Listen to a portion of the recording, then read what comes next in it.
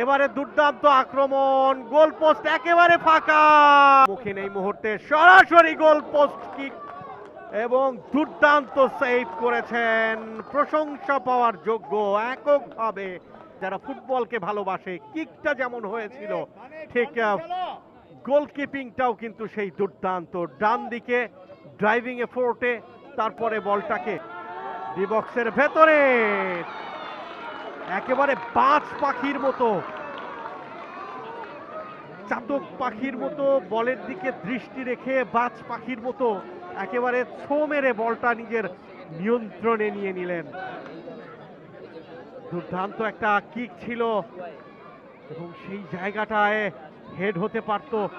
waiting নিজেই দাঁড়িয়েছিলেন, যদিও